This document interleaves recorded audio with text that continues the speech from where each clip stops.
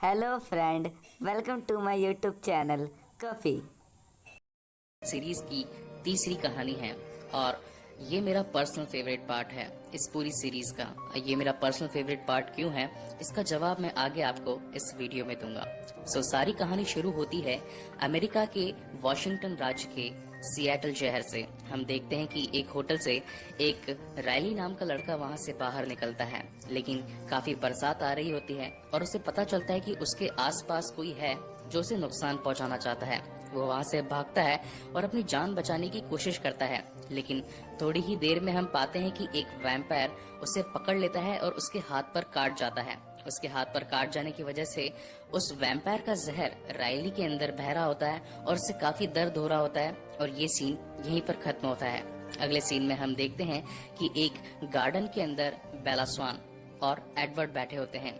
वो ये बातें कर रहे होते हैं कि तुम मुझे वैम्पायर कब बनाओगे। मैं चाहती हूँ कि तुम मुझे जितना जल्दी हो सके उतना जल्दी वैम्पायर बना दो ताकि मैं तुम्हारी फैमिली में एडजस्ट हो सकूं।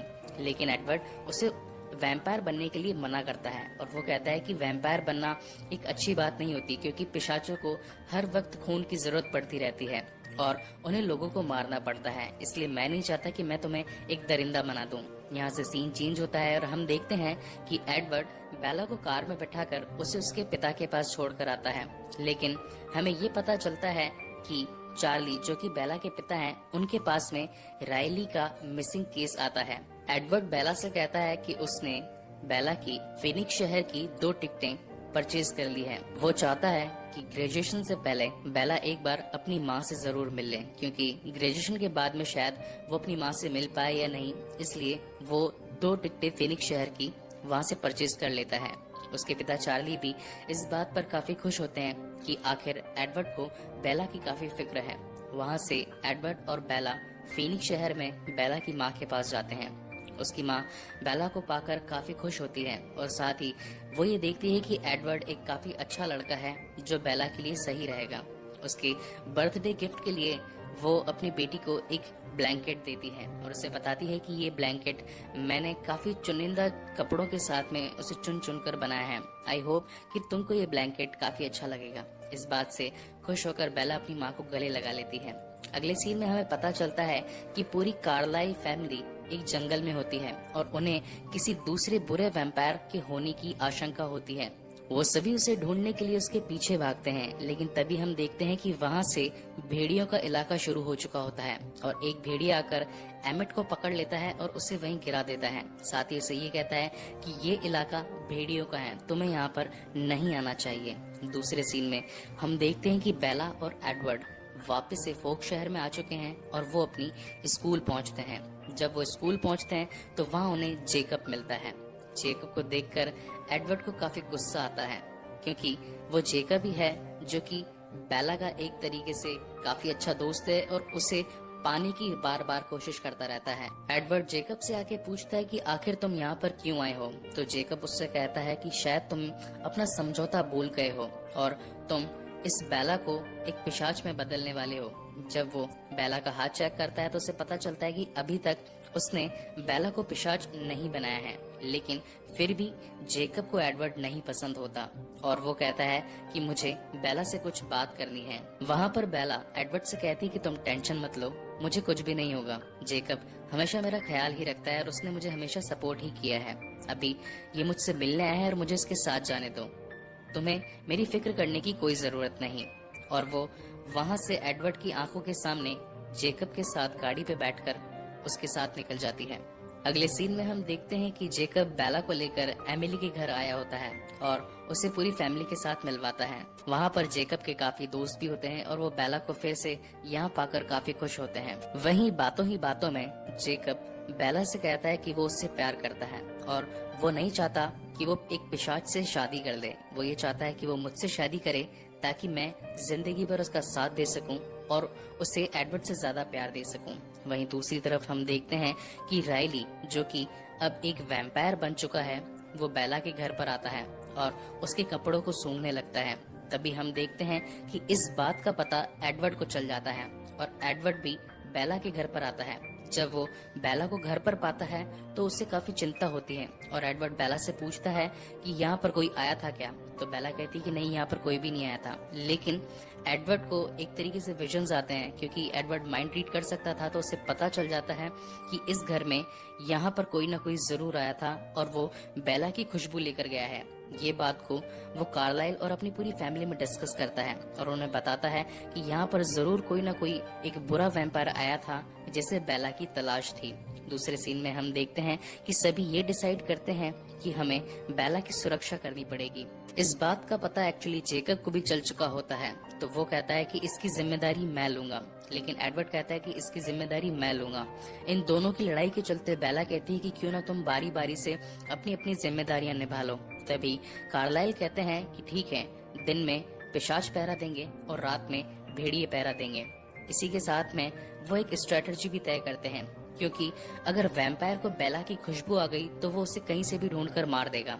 तो वो उसे जेकब के पास भेज देते हैं, क्योंकि जेकब में से हर बार एक भेड़ी की स्मेल आती थी। तो इसलिए बेला एक दिन के लिए जेकब के घर पर रहने के लिए चली जाती है। वहाँ पर हमें पता चलता है कि जेकब और जेकब की फैमिली एक स्टोरी बता रही होती है अपने पुराने जमाने की, कि किस तरीके से भेड़िया साम्राज्य की शुरुआत हुई थी। वहाँ पर बिली ब्लैक भी होते हैं और साथ ही पूरी हैरी की फैमिली भी बैठी होती है। वहाँ पर हमें ये पता चलता है कि भेड़िए पुराने जमाने में काफी अच्छे जानवर हुआ करते थे। एक बार एक पिशाच था जिन्होंने उसके कबीले पर हमला किया था। इस कबीले को बचाने के लिए उन्होंने काफी मेहनत करी। उन्होंने उस पिशाच से लड़ने की काफी कोशिश भी करी, लेकिन उसके सरदार को एक पिशाच पकड़ लेता है। तो उसकी सरदार की बीवी अपना हाथ काट लेती है और उससे खून बहने लगता है, जिसकी वजह से उस पिशाच का ध्यान भटकता है और वो सरदार उस पिशाच को मार पाता है। ये स्टोरी यहीं पर खत्म होती है और दूसरे सीन में हम देखते हैं कि बेला और जेकब, उन दोनों के बीच में एक छोटी सी लव स्टोरी क्रिएट होने लगती है। वहाँ पर जेकब बेला को किस भी करता है, लेकिन बेला को ये बात पसंद नहीं आती और वो जेकब को एक जोर का मुक्का मार देती है, क्योंकि जेकब एक भेड़िया होता है तो उस पर मुक्के का कोई असर नहीं होता, बल्कि उल्टा बेला का हाथ टूट जाता है। ये बात एडवर्ड को पता चलती है।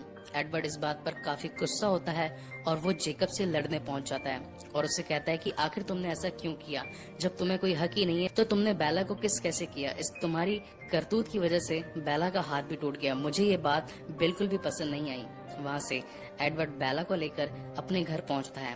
कार्लाइल बेला के हाथ पर पट्टी बांधते हैं और उससे पूछते हैं कि आखिर ये हुआ कैसे। तो बेला कहती है कि आज मैंने एक भेड़िए को मारा था। वहीं पर रोजली बैठी होती है। रोजली वहाँ से उठकर चली जाती है।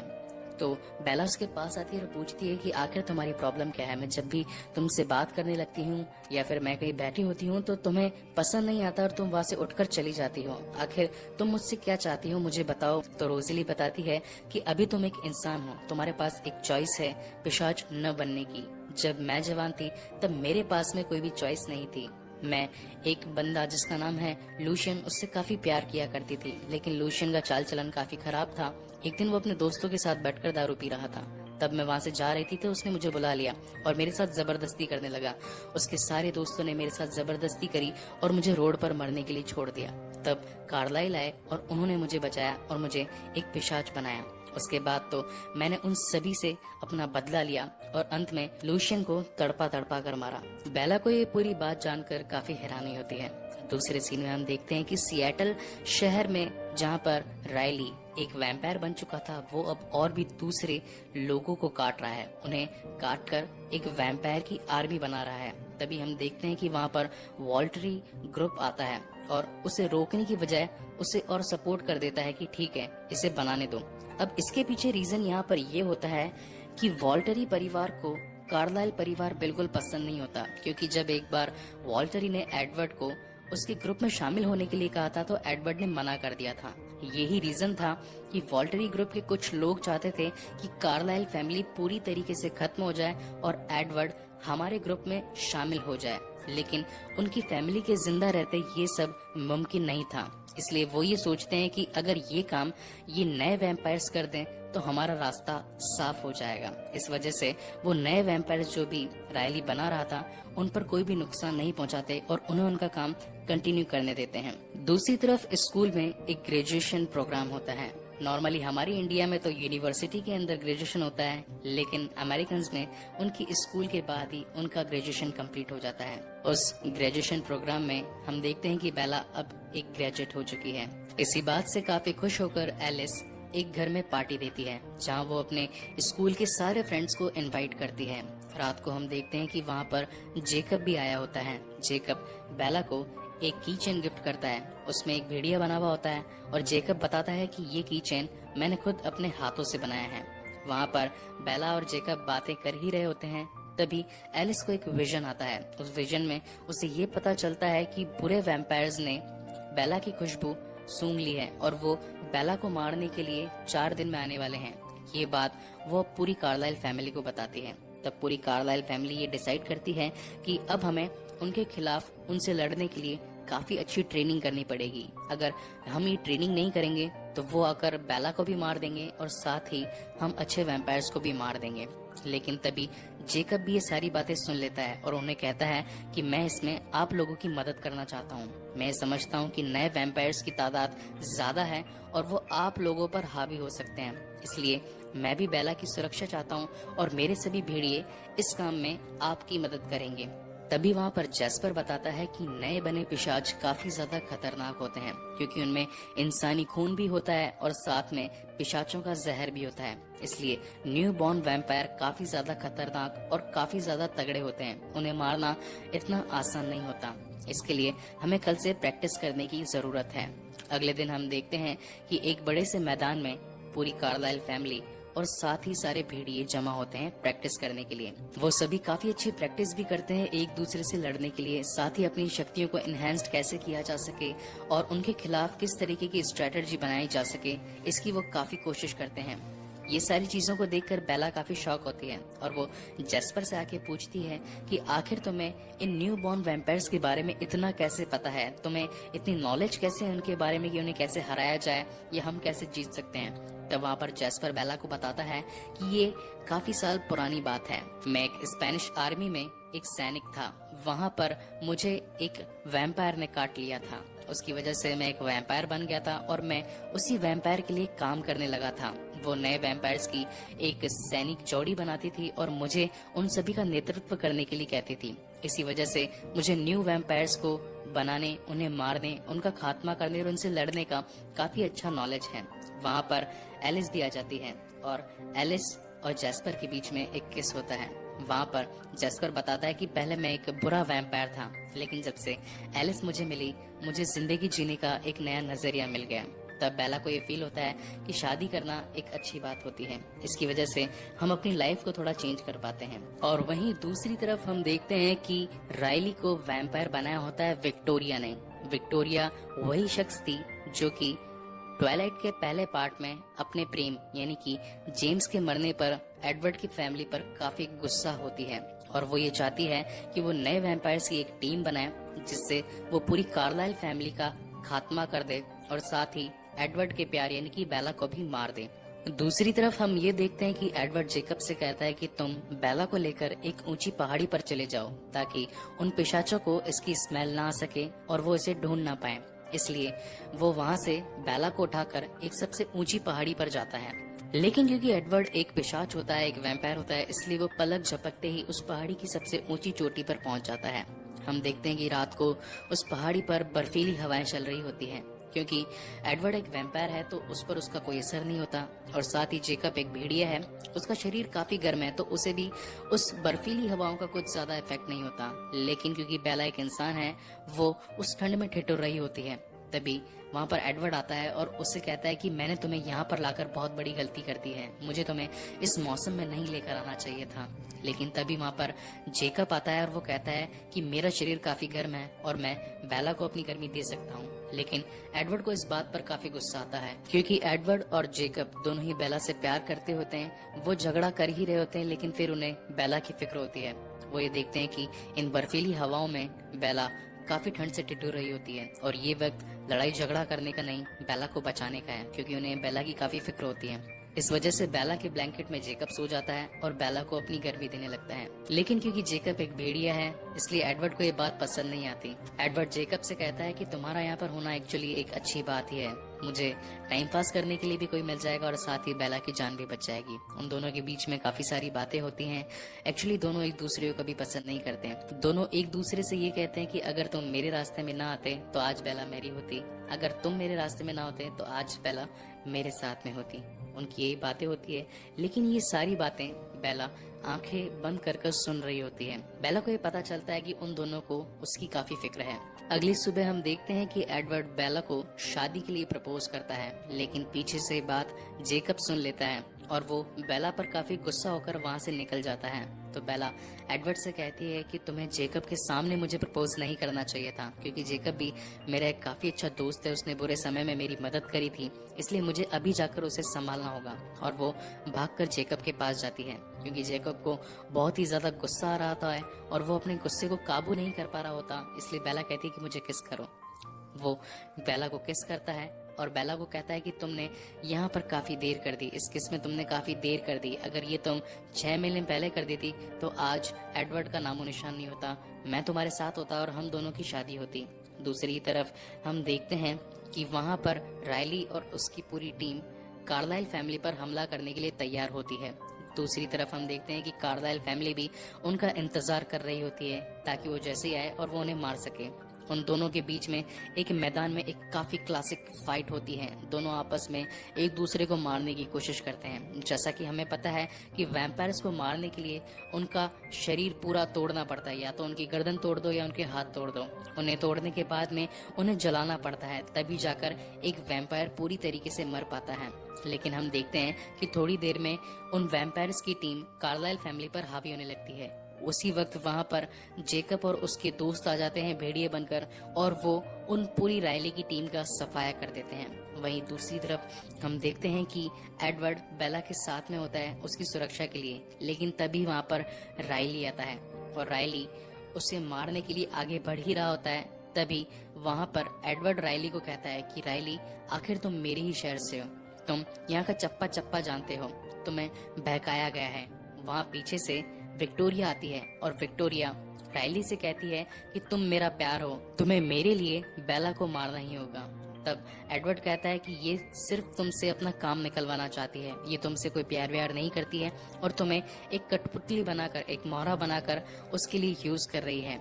लेकिन विक्टोरिया वापस से रायली को बहकाती है और उसे कहती है कि बेला को जान से मार दो।